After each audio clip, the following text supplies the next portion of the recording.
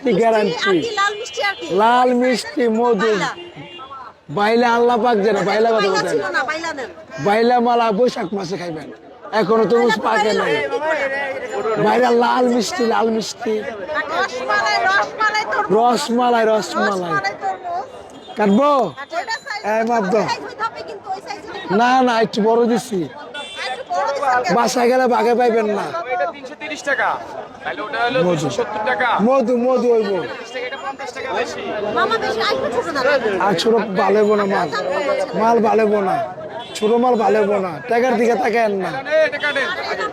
এরা এরা মধু হইব, মধু মধু মধু দিতেছ এ মালা দিয়া লই।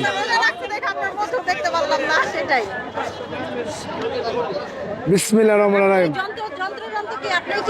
হ্যাঁ, যন্ত্রের ভিতর রং দিছি, রং রং রং দিছি, রং।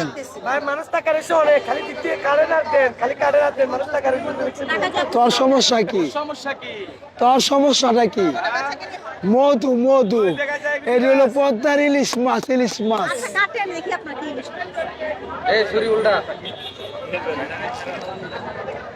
একটা সাদা হইলো তো